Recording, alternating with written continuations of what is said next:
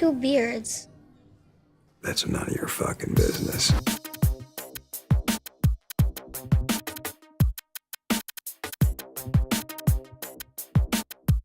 I'm good. Yourself? Oh, it's such a pleasure to be here with you. I'm doing well.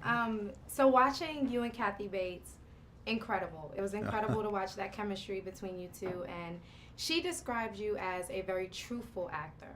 How would you describe her as an actress based on this experience? Same thing. She's a very truthful actor.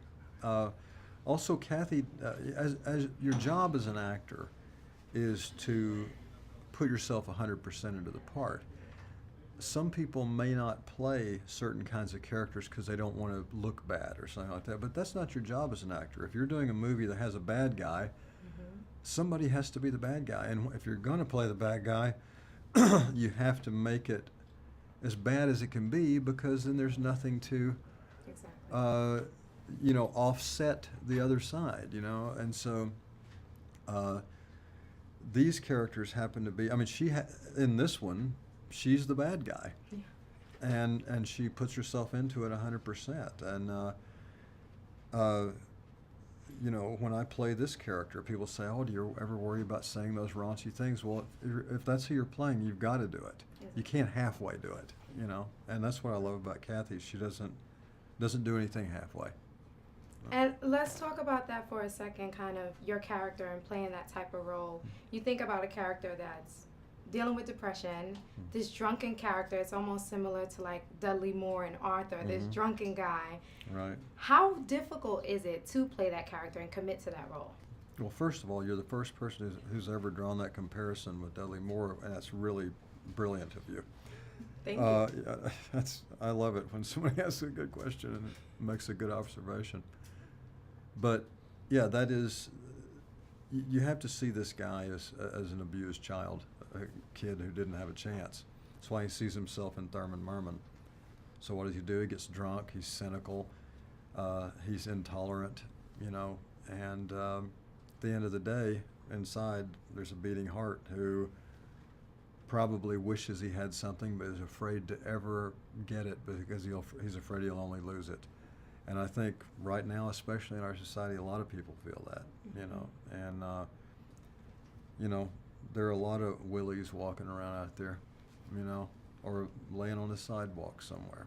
And I think in this sequel to the movie, I think it's more emotional, and those things are more evident in this one. What can I do for you? Will you be able to find me at my grandma's house in Grand Rapids? Because no one's going to be at our Chicago house for 2 weeks. Oh, yeah, don't worry, I'll find you. But hey, do Sandy a favor, will you? The address of where you're not going to be? Write it down on a piece of paper and bring it back to Sandy, will you? All right, honey, good girl. What do you want? I want Minecraft, Halo 5 Guardians, Rise of the Tomb Raider, Project X Zone 2, Assassin's Creed Chronicles Trilogy. Yeah, that's great. I don't know. Grand Theft Auto 5. No, I don't care. What can I get you? A stuffed cat that moves but doesn't poop, some duct tape so I can build a boat. What? A stuffed cat that moves but doesn't poop, some duct tape so I can build a boat. Okay. Have a seat. What can Santa Claus get you? A penguin. It doesn't have to be alive.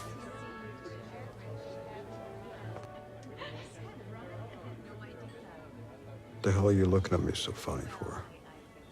Sorry, Santa. I had to go. Oh, is that you? I thought it was me. One of my favorite scenes is when the kids, they come and they sit on Santa's lap, and there's clearly a young girl who doesn't speak any English, and your reaction is so authentic. You don't know what she just said. How much of the scenes is like that authentic, improvised moment versus like scripted? I always try to be an improvisational actor. Even when I'm sticking to the script, you try to make it fresh every time. In the case of that young girl who got on Santa's lap there, that reaction was real.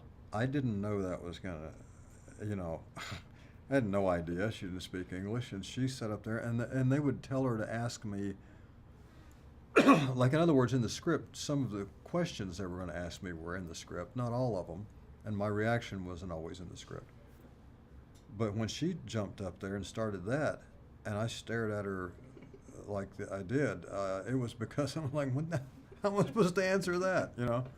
So yeah, that was a completely genuine reaction.